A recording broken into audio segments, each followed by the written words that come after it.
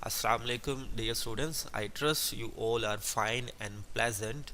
I am Imran Talib and I am lecturer in Department of Mathematics and Statistics of Virtual University of Pakistan. हम computational software for mathematics को सीखने की कोशिश कर रहे हैं। आज उस सीरीज़ के हम लेक्चर नंबर 3 को डिस्कस करेंगे with title doing mathematics with MATLAB.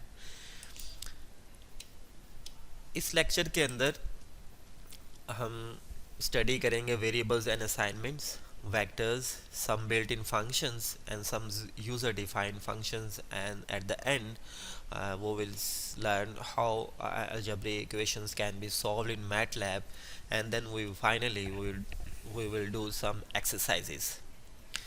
Variables and assignments में हम देखेंगे कि हम किस तरह एक वैल्यू जो है वो किसी वेरिएबल को असाइन करते हैं। मल्टीपल वेरिएबल्स हो उनको वैल्यूज़ किस तरह असाइन हो सकती है। अगर हमारे पास कुछ लॉन्ग असाइनमेंट्स हैं तो हम उनको किस तरह वैल्यूज़ असाइन करेंगे। इन वेक्टर्स में हम देखेंगे कि हम वेक्टर्स और मैट्रिसेस को किस तरह डिफ़ाइन करते हैं। यू नो मैटलैब किसी भी वेरिएबल्स की वैल्यूज़ को ऑलवेज अरे और मैट्रिक्स की फॉर्म में स्टोर करता है। फिर हम बिल्ट इन फंक्शंस को यूज़ करेंगे। मैटलैब कुछ बिल्ट इन फंक्शंस मैटलैब के अंदर ऑलरेडी बाय डिफ़ॉल्ट डिफाइंड है, like exponential function, natural logarithm functions and square root function and many other functions. फिर हम देखेंगे कि हम कुछ फंक्शन खुद से भी डिफ़ाइन कर सकते हैं। सम टाइम हमें ज़रूरत पड़ती है कि हम कुछ फंक्शन खुद से डिफ़ाइन करें, उनको हमें यूज़ करना पड़ता है, तो उनको हम कहते हैं यूज़र डिफ़ाइंड फंक्शन। वो फंक्शन किस तरह डिफ़ाइन किए जाते हैं, उनका सिंटैक्स क्या होगा, हम वो देखेंगे। एट द एंड हम देखेंगे कि algebraic equations weather it is linear और नॉन लीनियर, उनको हम किस तरह सॉल्व कर सकते हैं। अगर अलजेब्रिक इक्वेशन में मल्टीपल वेरिएबल्स आ जाएं तो फिर हम उनको किस तरह सॉल्व कर सकते हैं, उनका सिंटैक्स क्या है। इन सब चीज़ों को हम इस लेक्चर के अंदर डिस्कस करेंगे। सबसे पहले हम वेरिएबल्स एंड असाइनमेंट्स को देख लेते हैं कि उसे हम किस तरह वैल्यू असाइन कर सकते हैं। किसी भी वेरिएबल्स को वैल्यू असाइन करने के लिए मैटलैब के अंदर आप उस वेरिएबल्स को लिखेंगे कि आपका वेरिएबल क्या है, whether it is U, V, X, Y और जी और समथिंग एल्स। फिर आप इक्वालिटी का साइन यूज़ करेंगे और फिर वो पर्टिकुलर वैल्यू आप उसको असाइन कर देंगे। रिमेंबर डैट आप जब भी किसी वेरिएबल को यूज़ करना चाहेंगे तो आपको सबसे पहले उसकी वैल्यू को डिफ़ाइन करना पड़ेगा, आपको उसकी वैल्यूज़ की नेचर को बताना पड़ेगा। अगर आप उसकी वैल्यूज़ को डिफ़ाइन नहीं करते तो देन फिर आप उसको as a symbolic variable declare करना पड़ेगा, जैसे कि लास्ट लेक्चर में हमने ये देखा था। अब हम इसकी कुछ प्रैक्टिस करते हैं कि कमांड विंडो के अंदर हम किस तरह वेरिएबल्स को साइन करके हम किसी भी पॉलिनोमियल्स की वैल्यूज़ को उस पर्टिकुलर वैल्यूज़ के ऊपर फाइंड आउट कर सकते हैं। सपोज ये हमारी कमांड विंडो है, कर्सर इसमें ब्लिंक कर रहा है, इट्स मीन हमारी कमांड विंडो एक्टिव है। राइट मोस्ट पे हमारे पास 2 विंडोज़ हैं, one is work space and that is command history. Command history में हम जो भी वर्क करेंगे वो सेव होगा, और यहाँ पे वर्क स्पेस में हमारे पास जो भी वेरिएबल्स हम डिफ़ाइन करेंगे उनके बारे में हमारे पास इंफॉर्मेशन होगी। करंट फोल्डर में अगर हम इस फाइल को सेव करना चाहेंगे तो हम इस फाइल को सेव करके करेंगे तो वो करंट फोल्डर में वो सारी फाइल्स सेव हो रही होंगी जो हमने ऑलरेडी मैटलैब के अंदर सेव की है। अभी तक हमने फाइल को सेव करना नहीं सीखा, मैटलैब के अंदर किस तरह सेव करेंगे। जब हम एडिटर में वर्क करेंगे, जब मैं आपको सिखाऊंगा कि एडिटर में किस तरह वर्क करते हैं, स्क्रिप्ट फाइल को किस तरह यूज़ करते हैं, तो देन फिर हम उसको सेव करेंगे तो वहाँ पे हम इसको सीखेंगे। तो अब स्टिल अप टू नो हमने इस करंट फोल्डर वाली विंडो के यूज़ को नहीं सीखा। सबसे पहले हम वर्क स्पेस को क्लियर कर लेते हैं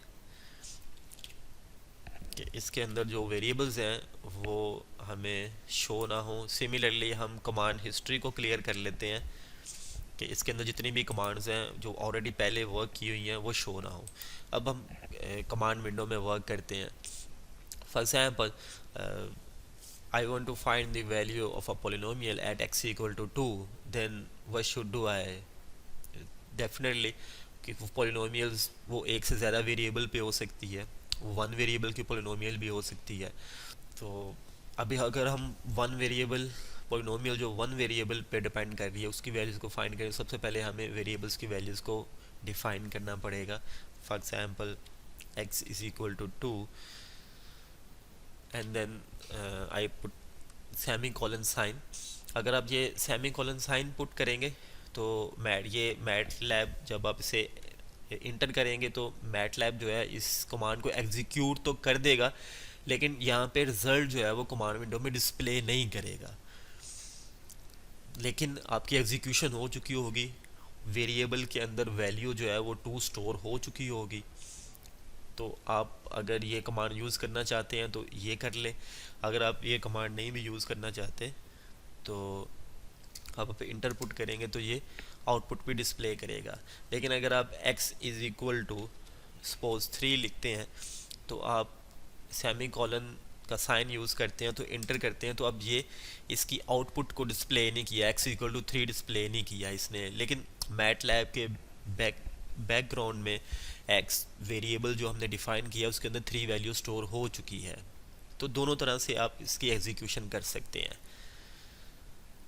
देन अगर आप ये वैल्यू आप चाहते हैं कि आप x इक्वल टू 3 जो हमने स्टोर किया हुआ है हम और x इक्वल टू 2 जो हमने स्टोर किया हुआ है इनकी वैल्यूज़ को हम क्लियर कर दें, हम इस जगह पे कोई और वैल्यूज़ यूज़ करना चाहें तो आपको सबसे पहले लिखना होगा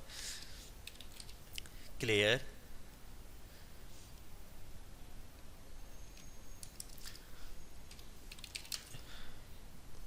x को आप यूज़ करेंगे, क्लियर x।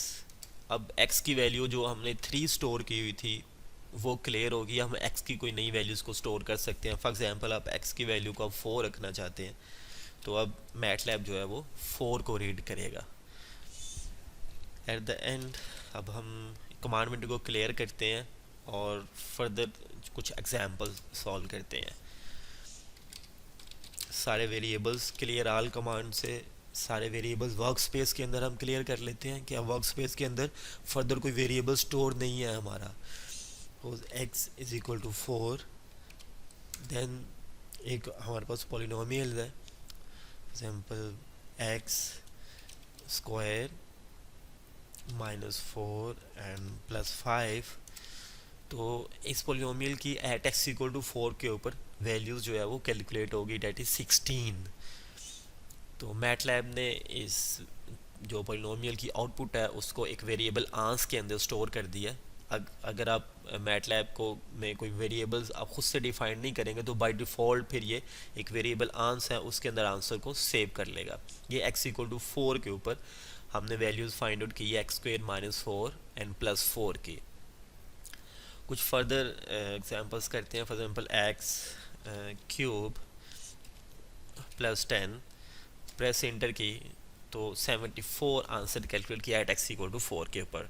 तो जब तक आप अगर आप x इक्वल टू 5 के ऊपर इस पॉलिनोमियल की वैल्यू फाइंड करना चाहते हैं तो उससे पहले आपको क्या करना पड़ेगा, इस वेरिएबल को क्लियर करना पड़ेगा। जब तक आप इसकी वैल्यू को क्लियर नहीं करेंगे तो मैटलैब जो है वो x इक्वल टू 4 ही असाइन करता जाएगा। जहाँ जहाँ पे किसी भी एक्सप्रेशन के अंदर x अपीयर होगा मैटलैब उसको x equal to 4 value assign करता जाएगा। लेकिन अगर मैं इस कमांड का यूज़ करूँ क्लियर x का तो अब x के अंदर से जो वैल्यू है वो क्लियर हो गई है। आप देखें आपके जो वर्क स्पेस है उसके अंदर से भी ये वेरिएबल क्लियर हो गया है। अब यहाँ पे फर्दर वो वेरिएबल शो भी नहीं हो रहा। तो क्लियर x करने से वेरिएबल क्लियर हो जाएगा। अब आप x को एक नई वैल्यू असाइन कर सकते हैं। फॉर एग्जांपल आप x is equal to 10 assign कर दें। अब आप x² -4 एंड +4 इसकी वैल्यूज़ को कैलकुलेट करेंगे तो आपके पास अब x इक्वल टू 10 के ऊपर आप इसने वैल्यू को कैलकुलेट किया, x इक्वल टू 4 के ऊपर इसकी वैल्यू एक्सप्रेशन की वैल्यू 16 थी and at x equal to 10 जो सेम एक्सप्रेशन की वैल्यू 100 कैलकुलेट होगी। तो वेरिएबल्स को आपको क्लियर करना पड़ता है न्यू वैल्यू असाइन करने के लिए। क्लियर x, अब इसने इसको क्लियर कर दिया। यहाँ पे एक चीज़ और ऑब्ज़र्व करने वाली है कि जब आप वैल्यूज़ को x को क्लियर करते हैं तो आपके वर्क स्पेस के अंदर भी वैल्यू जो है वो क्लियर हो जाती है। समटाइम आप ये करते हैं कि आप बहुत सारे वेरिएबल्स को यूज़ करते हैं। फॉर एग्जांपल यहाँ तो हमने 1 वेरिएबल यूज़ किया है तो आपको पता है कि जो हमने वेरिएबल असाइन किया वो x ही है। समटाइम आपको मल्टीपल वेरिएबल यूज़ करने पड़ जाते हैं। For example x y z a b c और आप आपको लॉन्ग कैलकुलेशन करनी पड़ती है, तो आपको याद नहीं रहता कि हमने कौन से वेरिएबल जो है ऑलरेडी डिफाइन कर लिए हैं। आप कुछ नए वेरिएबल डिफाइन करना चाहते हैं बट लेकिन आप उनको रिपीट नहीं करना चाहते, तो आपको ये कैसे पता चलेगा कि आपने ऑलरेडी कौन से वेरिएबल डिफाइन किए हुए हैं। तो उसके लिए आप क्या करेंगे, मैटलैब के अंदर एक कमांड है, आप लिखेंगे हु, ठीक है। कमांड विंडो में हु को टाइप करेंगे, मैटलैब जो आउटपुट प्रिंट करेगा वो है योर वेरिएबल्स आर आंस। तो क्योंकि एक्स को हम ऑलरेडी क्लियर कर चुके हैं, तो आंस ये वेरिएबल है जिसको लास्ट पे इस एक्सप्रेशन ने एट एक्स इक्वल टू 10 के ऊपर 100 वैल्यू असाइन की, तो फिर मैंने क्लियर एक्स कर दिया। तो देन हु आपको ये बताएगा कि आपके अब कौन से वेरिएबल्स हैं। तो आपके जो वेरिएबल्स हैं वो सिंगल वेरिएबल है आंस, और वर्क स्पेस के अंदर भी एक सिंगल वेरिएबल अपीयर हो रहा है आंस। तो हु कमांड से आपको पता चल जाएगा आपने कौन कौन से वेरिएबल जो है वो डिफाइन किए हुए हैं। अगर आप वेरिएबल्स के बारे में कुछ फर्दर इंफॉर्मेशन लेना चाहते हैं कि उस वेरिएबल की कैरेक्टरिस्टिक क्या है, उससे कितनी स्पेस एलोकेट हुई है, वो डबल है या क्या है, उस वेरिएबल्स को वैल्यू कौन सी असाइन हुई थी, तो उसके लिए आप मैटलैब के अंदर हुज को अगर टाइप करें और फिर इंटर की को प्रेस करें तो आपको इसके एट्रीब्यूट्स पता चल जाएंगे। नेम जो वेरिएबल्स का है जो ऑलरेडी डिफाइंड हुए हैं उसका नाम है आंस, उसका साइज़ 1/1 मीन 1/1 अरे के अंदर इस वेरिएबल को स्टोर किया हुआ है। मैटलैब जब भी वेरिएबल्स को स्टोर करता है तो उसे अरे या मैट्रिक्स की फॉर्म में सेव करता है, तो आंस को उसने 1/1 के मैट्रिक्स में सेव किया हुआ है, या in the other sense you can say that 1/1 अरे में सेव किया है।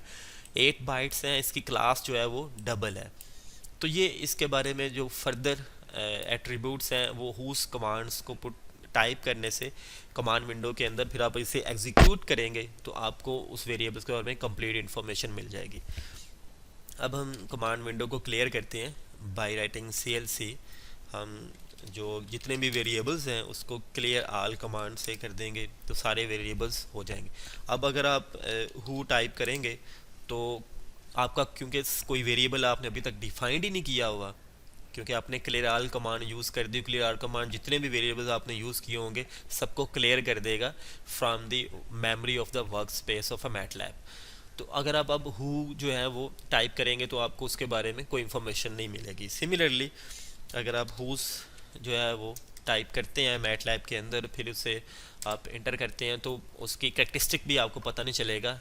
The reason is that के variables have already been cleared from the workspace, from the memory of the workspace।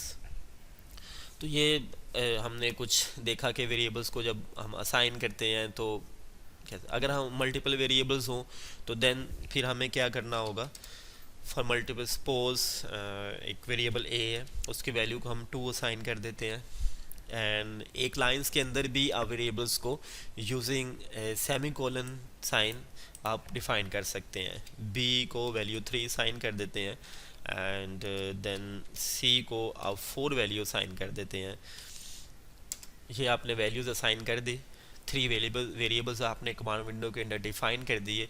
And then after that अगर आप देखना चाहते हैं कि एक सपोज आप कोई भी एक्सप्रेशन जो है वो कैलकुलेट कर लें, द सपोज उस एक्सप्रेशन को D is equal to A into b and plus C and square, और इसको आप इंटर करेंगे तो आपको जो आंसर है वो 22 आ गया।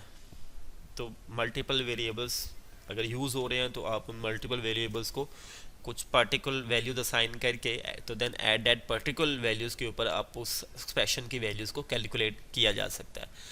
अगर अब आप देखना हो कि आपकी में कितने वेरिएबल्स जो हैं आपने यूज़ कर ली हैं अब तक, तो हु करेंगे तो A B C and D, D is the 4th variable जिसके अंदर इस एक्सप्रेशन की आउटपुट को मैटलैब ने स्टोर किया हुआ है।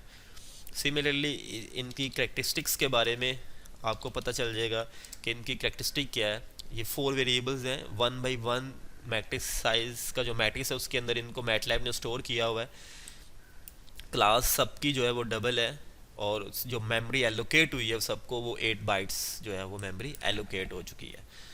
तो अब अगर आप क्लियर ऑल कर देंगे तो सारे वेरिएबल जो हैं वो क्लियर हो जाएंगे मैटलैब से। और मैटलैब की विंडो को, अगर कमांड विंडो को आप क्लियर करना चाहते हैं तो फिर आप CLC लिखेंगे तो कमांड विंडो क्लियर हो जाएगी।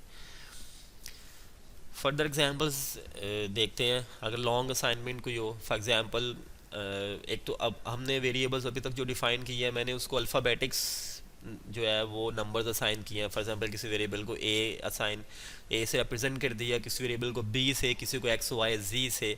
जो हमने लास्ट लेक्चर कल डिस्कस किया था उसके अंदर भी जब हमने डिफ़ाइन किए थे सिंबॉलिक वेरिएबल्स, तो वहाँ पे भी हमने उसको अल्फ़ाबेटिक्स नंबर्स, अल्फ़ाबेटिक्स जो हमारे पास अवेलेबल लेटर्स हैं उनसे ही हमने उनको रिप्रेजेंट किया था।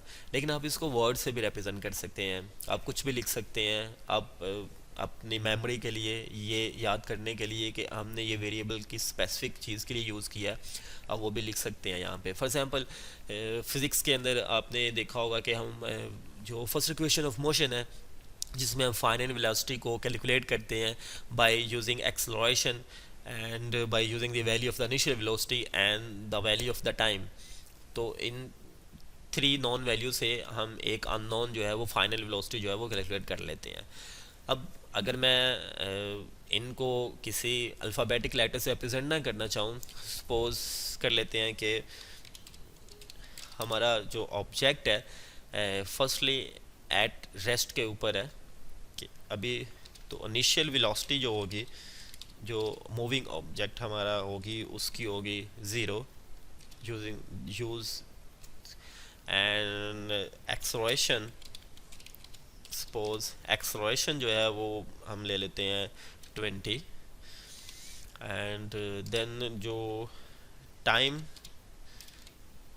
जो है वो हम ले लेते हैं सपोज 30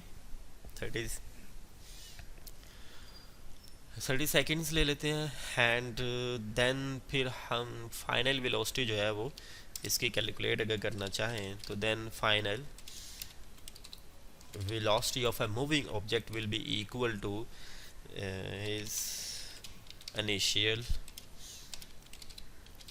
velocity plus acceleration